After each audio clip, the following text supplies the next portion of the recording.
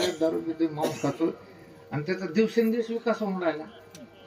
मग मला म्हणे बा तुमचा देव करतो काय म्हणे त्या कुटुंबाचा तुमचा देव, आम्ही इतका देव करतो, तुमचा देव करतो काय. मग त्याला एक दृष्टांत सांगितलं मी. बीडीसी बँक, बकाल साहेबाची बँक समजा.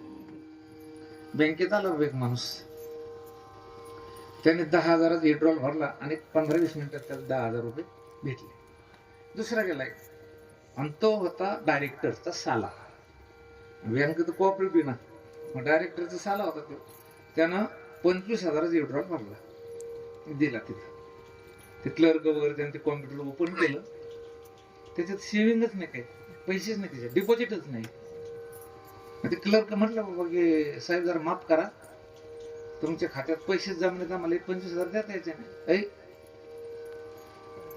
बँक कोऑपरेटिव्ह आहे, मी डायरेक्टरचा सालाय, पारेना बँक आमची, तू 25,000 दे. देता येईल का बरं? अरे तो म्हणे पण ही प्रोसेस आम्हाला करताच येत नाही, देताच येत नाही. फार झालं मी वर्गणी करून देऊ का, मी 7-8-10 जण, तुमच्यावर काही जरा आघात आला असला आम्ही काय करतो 5-5. त्यांना सांगितलं ह्या प्रोसेसने मला पैसे पाहिजे, विड्रॉल तुम्ही त्या ठिकाणी हे करा, रिसिव्ह करा आणि मला 25,000. ते काय ऐकच ना. त्यांना सांगितलं पैसे घेऊन तर असेच घे. ते म्हणे काही झालं तर आम्ही देता येत नाही. राहिला काय म्हणे माहितीये का, पर्याय बँक आमची म्हणे, मग तुम्हाला 70,000 1,20,000 पगार कशाचा घेता. कारण बँक तर कोणाची आहे, आमची आहे.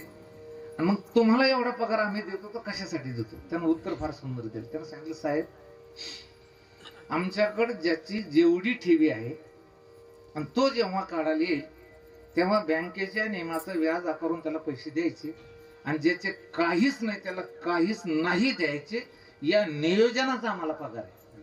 पगार कशाचा द्यायला, ते नियोजन करायचा पगार. देव काय करतो, तुम्ही माग काय धंदे केले त्याचं फक्त नियोजन कोण करतो, देव करतो. देव तुम्हाला काही त्या ठिकाणी सुखही देत नाही, दुःखही देत. तुम्हाला एक सोपं उदाहरण सांग. एखाद्याने खून केला, खटला चालला, पुरावे त्या ठिकाणी सबळ मिळाले आणि त्याला जर पुरावे सबळ प्राप्त झाले, सगळ्या गोष्टी जर बरोबर झाल्या, त्याला फाशीची शिक्षा त्या न्यायाधीशांना दिल्या, जजमेंट देऊन टाकलं, याला मरेपर्यंत फाशी द्या. कोण दिली ती फाशी शिक्षा त्याला? कायद्यानं दिली म्हणा, तर कायदा तर स्वतः काही फाशी देत नाही. कायदा जड आहे. कायदा कसा आहे, जे संविधान आहे, संविधानात लिहिलंय, मग संविधान काही त्याला फाशी देऊ शकत नाही. कारण संविधानाचा अंमल करून फाशी देण्याचं काम करण्यासाठी त्याला जिवंतच माणूस लागतो.